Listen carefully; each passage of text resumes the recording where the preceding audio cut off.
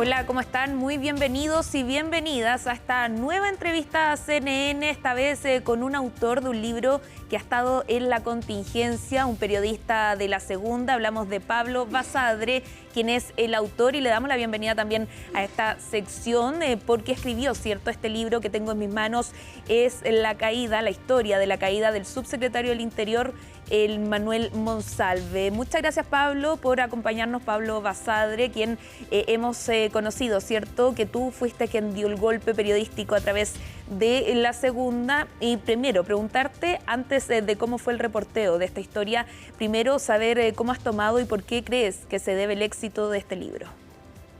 Hola, buenas tardes, muchas gracias por la entrevista. Bueno, yo creo que primero el caso es un caso muy contingente. El libro salió justamente en momentos en que tomó más importancia en los medios porque se discutieron justo eh, las cautelas de Monsalve, que terminaron con él con arresto domiciliario total en su departamento de Viña del Mar. Y es un caso que ha impactado mucho a la opinión pública, al gobierno y en general a la clase política. Así que creo que es una mezcla de todo, digamos, pero creo que eso es lo principal. Pablo, ¿y por qué tú consideraste necesario publicar este libro antes de que haya un fallo, ¿cierto? Antes de que concluya la investigación, ¿creías que era necesario recopilar todos los antecedentes que se tienen hasta hoy en un libro antes de lo que pueda determinar la justicia? Sí, mira, lo que pasó con el libro es lo siguiente. Yo estuve investigando el caso durante todos estos meses desde que apareció publicado en La Segunda el 17 de octubre del año pasado. A las 12 del día, 12:20 del día salió la portada, mientras el ex subsecretario estaba discutiendo el presupuesto en la comisión mixta del ex Congreso en Santiago. Y la verdad es que se me acercó la editorial en algún minuto y me plantearon la idea de hacer un libro en un formato que se llama Instant Book, que justamente es un libro que recoge casos o procesos judiciales que están en curso, que no han concluido todavía. Hay poca costumbre en Chile sobre ese formato de libros. Yo te diría que en Estados Unidos o en Argentina son más habituales. Sobre todo, no sé, cuando yo he viajado, he tenido la oportunidad de viajar a Buenos Aires. Recuerdo que me tocó justo ir para el caso del fiscal Nisman y las librerías tenían 10, 12, 20 libros del caso Nisman hecho por periodistas, un caso que estaba todavía investigándose. Y es una costumbre en otros países, acá no tanto. Acá la gente se extraña un poco porque efectivamente, como dices tú, no hay todavía un juicio. Por lo tanto, el ex subsecretario Monsalve está formalizado por dos delitos, todavía no es culpable y el proceso sigue en curso. El 15 de junio concluye un plazo de la investigación. Es probable que alguna de las partes lo extienda y se está a la espera de más peritaje para luego que la Fiscalía tome la decisión de acusar al ex subsecretario y llevarlo a un juicio oral. En el contexto del reporteo en sí, Pablo, tú comentabas que nunca contactaste a la víctima de forma directa, ¿cierto? Siempre a través de la abogada. ¿Por qué se toma esta decisión y qué es lo más difícil también de reportear un caso tan delicado cuando estamos hablando de presunto abuso sexual y también de violación? Yo tomé la decisión porque de no contactarla a ella y hablarlo directamente con la abogada porque me parecía que había que tener un cierto recuerdo por la víctima, a pesar de que el caso, como decíamos recién, no ha concluido. Y la verdad es que para mi investigación y para lo que yo necesitaba, para mí era suficiente hablar con la abogada querellante. Por supuesto que ella se enteró de que estaba haciendo un libro. Yo le mandé a decir por la abogada que el libro se estaba escribiendo y que en algún momento, si es que ella quisiera participar, me lo hiciera saber a través de ella, pero finalmente eso no se concretó y como te digo, una de las cosas que consideré en el libro y también en mi investigación en el diario La Segunda, eh, sin, digamos, dejar de contar los hechos que creíamos que eran importantes, en un primer momento tuvimos varios recuerdos con ella, con el ex subsecretario también, En el libro yo lo recalco y lo resalto.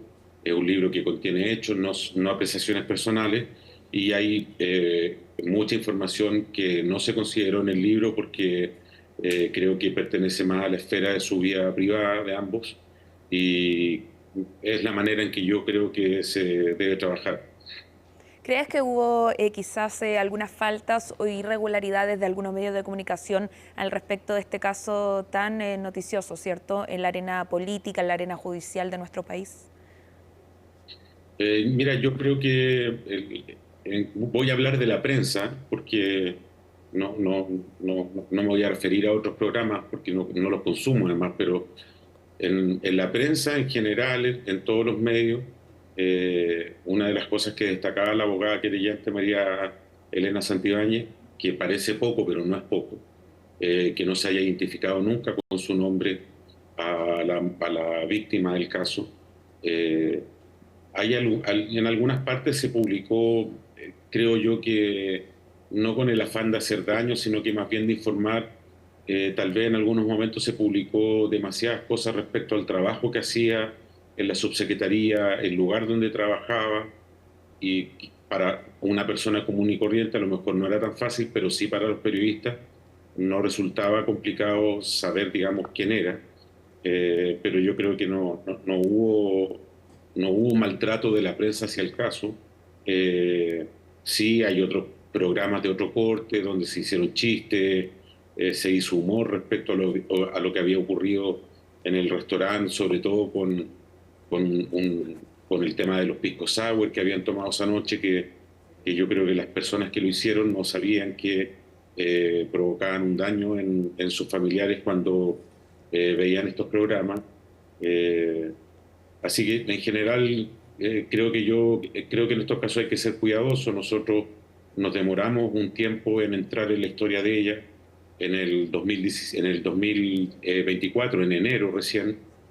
Había pasado octubre, noviembre y diciembre.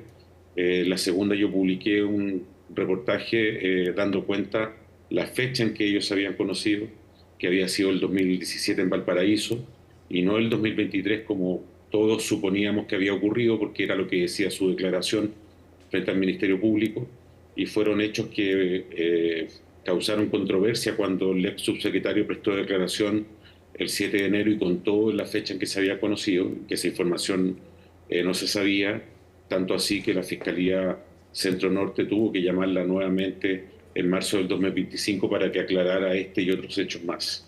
Claro, Pablo, y tú también has comentado en diversas entrevistas que, bueno, hiciste un reporteo, cierto, acabado, recorriste las calles en las que estuvo Sí. el ex subsecretario con la víctima y también otra de las cosas es que fuiste a visitar a Capitán Llaver, al ex subsecretario. 4 veces tengo entendido. ¿Pretendes ir a visitarlo nuevamente? ¿Pretendes hacer una segunda versión de este libro o sigues en contacto con el subsecretario, con el ex subsecretario? No he tenido contacto con él, yo no tengo contacto con él ahora, tengo contacto con la gente que trabaja con él o que le ayuda, digamos, en su entorno familiar. Eh, cuando es necesario también le pido formalmente alguna opinión al abogado Víctor Providel, que es su defensor público. Respecto a una eventual segunda parte del libro, yo creo que tiene sentido si es que este caso llega a juicio oral y se determina finalmente la responsabilidad o no del ex subsecretario Manuel Monsalve. A mí me hace sentido eso porque quiero que la historia tenga un final. Eh, no, Podría ser interesante seguir ahondando en muchos detalles que hoy día son desconocidos, que están ocurriendo en la causa no ha parado, sigue teniendo movimiento. Las partes hoy día están a la espera del informe del Centro de Atención de Víctimas de la Policía de Investigaciones, del CABAS, que realiza un peritaje psicológico a la víctima, que fue solicitado por el juez Mario Cayul en la audiencia de formalización el 15 de noviembre del año pasado. Y hay una serie de diligencias más que ha pedido la defensa, así que yo creo que todavía no estamos muy próximos a que este caso se termine. De hecho, para finalizar y como una conclusión de alguien que ha seguido tan de cerca como tú este caso, decías, ¿cierto?, que no te gustaría estar en los pies del juez, que tenga que determinar si es culpable o no el ex subsecretario. ¿Por qué? Porque también hablabas tú que hay declaraciones contrapuestas. ¿Tú crees bajo tu percepción, que va a haber algún fallo que sea concreto respecto a este caso? Mira, lo primero que tiene que haber para que exista un juicio es que la Fiscalía acuse, en primer lugar.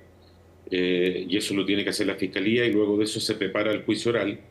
Y yo decía esa frase en el diario Financiero porque efectivamente acá, como ha dicho la abogada querellante, existen otros testigos, existen cámaras de video de seguridad, como no ocurre habitualmente en estos casos cuando hay de por medio delitos sexuales, que siempre es una versión en contra de la otra, pero así todo, las versiones que existen, también hay algunas que son contrapuestas y, por supuesto, la versión de la víctima y de Monsalve son completamente distintas respecto a lo que cuenta cada uno. Entonces, yo creo que acá una de las cosas que se va a discutir y que es, entre comillas, un poco nuevo para nuestro país, es el tema del consentimiento. No tanto respecto a si existe o no un informe del Servicio Médico Legal que sea concluyente respecto a los presuntos delitos de violación y abuso sexual, sino que más bien si la mujer, la víctima en este caso, estaba en condiciones o no esa noche del 22 de septiembre en el Hotel Panamericano para dar su consentimiento para un acto sexual. Creo que ese tema es un tema que no se ha debatido mucho en Chile. Los operadores del sistema, fiscales, jueces, abogados, tampoco es un tema habitual y yo creo que va a surgir ahí cuando se vaya a juicio un debate bien interesante como ocurrió en España con otros casos y en otros países donde el tema del consentimiento es importante para la justicia. Totalmente, te queremos dar las gracias, Pablo, invitar a todos, cierto, que no nos están viendo a leer este libro, si quieres seguir todos los puntos, los datos relevantes de un caso tan controversial, cierto, y que también, como tú decías, si es que pudiese haber algo bueno de este caso, es que puedes sacar lecciones de aquí en adelante, si es que podríamos destacar algo, cierto. Por supuesto, es un caso trágico para la víctima y también que continúa en investigación, sigue abierto en cuanto a la justicia. Muchas gracias, Pablo Basadre, periodista de La Segunda y autor del libro Monsalve, la historia de la caída del subsecretario. Muchas gracias por la entrevista y por el tiempo que me dan y el espacio. Nos vemos. Bueno, entonces con la invitación hecha, ¿cierto?, a leer este libro sobre el ex subsecretario del Interior, nos despedimos en esta nueva edición de Entrevistas CNN.